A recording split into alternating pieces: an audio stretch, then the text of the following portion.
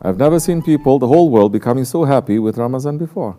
Every year it gets happier and happier, is what I'm seeing. But I'm watching also what kind of happiness it is. It's good. People are, 20 years ago, 30 years ago, they're not celebrating like this.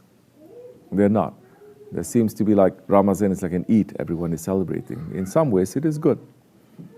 But now it's becoming, what kind of celebration is it? Commercial celebration.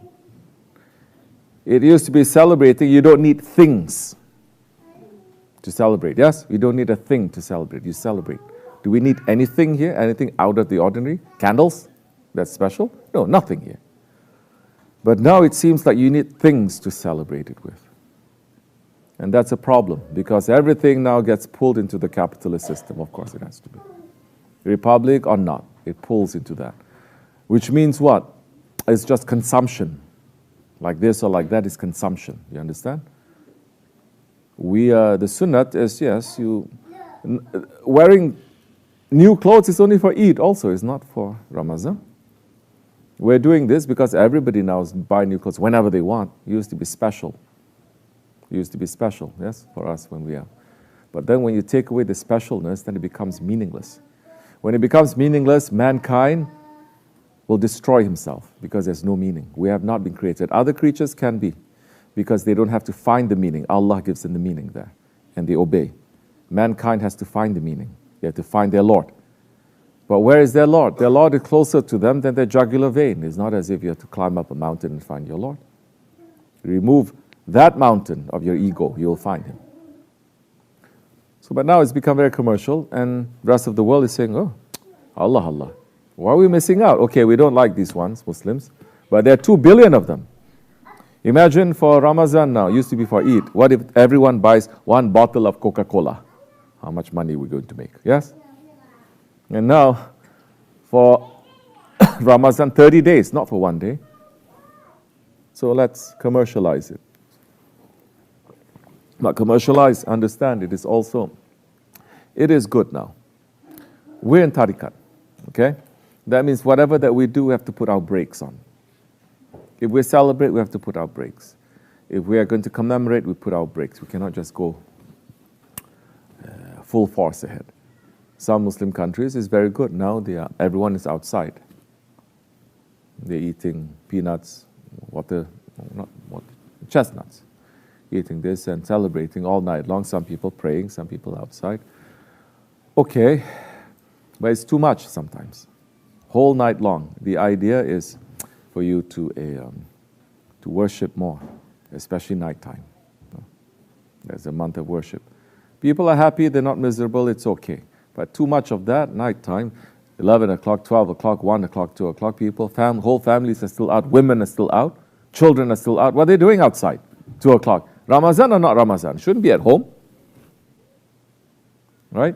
It's not as if you're outside. Okay, it's good to, you can stay at home and do whatever you do outside at home anyway. That's too much. So, now we have to understand what we're celebrating, who is celebrating it for.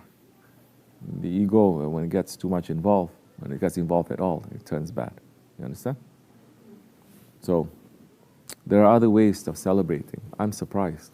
It's good. People are happy. Okay, you let the kids to be happy. That's good. But look at 1400 years, how they celebrate Ramadan. It's not many countries. Don't think celebrating, welcoming Ramadan is just jumping up and down and singing. That's not the way. Do you understand? This is just the gateway, the entryway of doing it. There are so many other sunnats that people are doing for the sake of the month of Ramadan. One of them is what?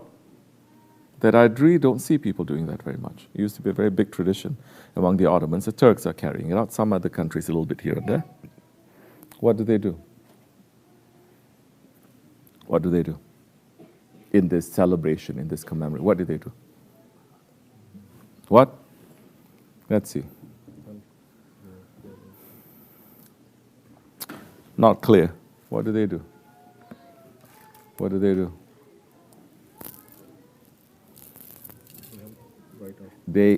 Now you start thinking, huh? Right. They pay the brothers or other people's debts off. They pay it off. And they don't show their name, meaning they help people who are in trouble.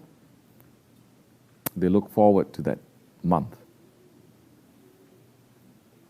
Like in the old days, they go to the stores, they say, who owes you how much? Oh, Hassan owes us for a whole year. Credit. This is his credit. Credit? Not credit. What? What do you say? Huh? Debt. His debt. His debt. Okay, how much is it? $2,000. Someone else comes. Let's say Junaid comes. He has money. Then he says, I want to pay. Don't tell him and don't tell anyone. But I'm paying this.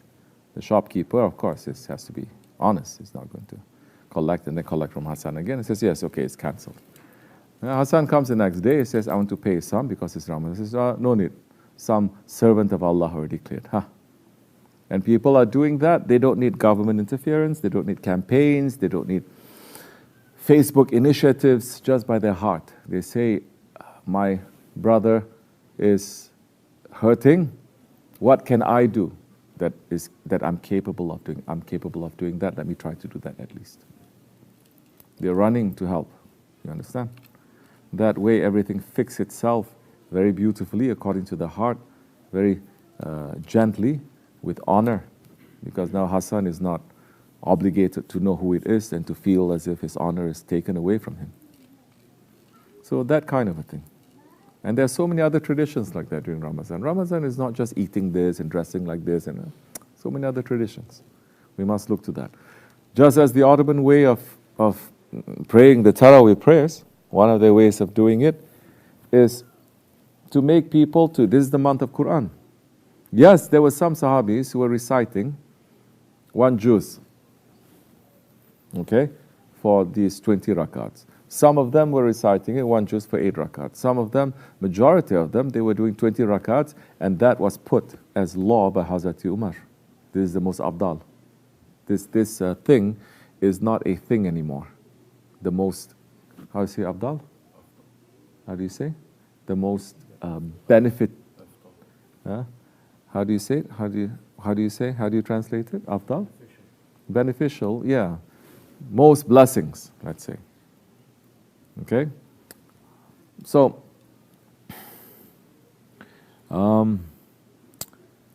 what the Ottomans, they did was for Taraweeh prayer, it's not just reciting like that. Nowadays, people are making the Taraweeh prayers, they pray only 8 rakats, but it's 2 hours, 3 hours.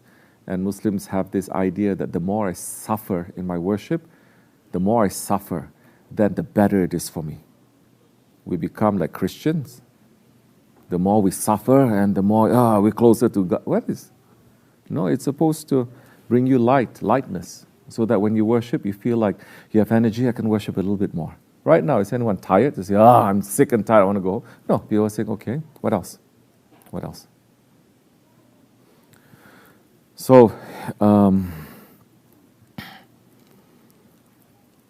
that is something that our Shaykh, especially in the Ahl Sunnat way, we don't make Taraweeh prayer to be very long and very draggy for people, tiring for people. They do it short. Yeah, some of them recite the Surah Al-Ikhlas like we do. Some of them recite short surahs. Some of them, they would recite the beginnings of each surah. They would even do that, to make it short. So that then that time people are free. Then with that energy, they may stay up all night long to worship. But to now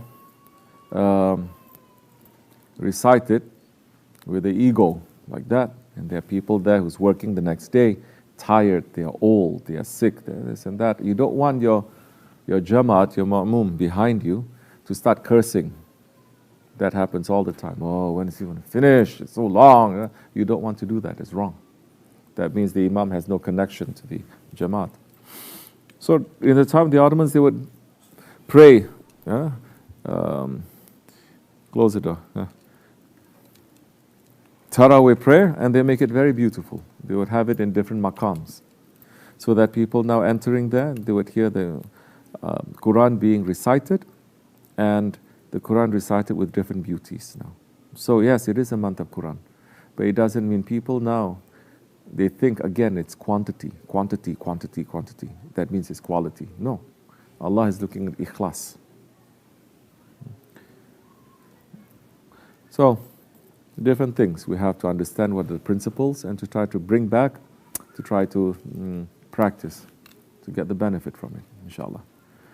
So, it's up to them. Those ones in power, they are the only ones who can answer your question, why they want to do this or why they don't do that.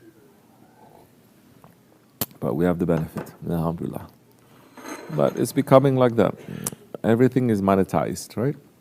2 billion Muslims, it's monetized. How many going to Hajj, Umrah? It's monetized now. You understand? It used to be at least they say we don't care because we have so much in reserve under our feet. It is. But everything that begins has an ending. So why is tea not out? Bring it out. They'll say, oh, it's finishing. Okay? And then they say, oh, where is finishing? Where are we going to get? You get millions coming. Let's say everyone spends $1. Then we have millions. If everyone spends $1,000, what's going to happen? So don't be proud, take it, they say. So now even Mecca and Medina is becoming, and the Haramain is becoming a place where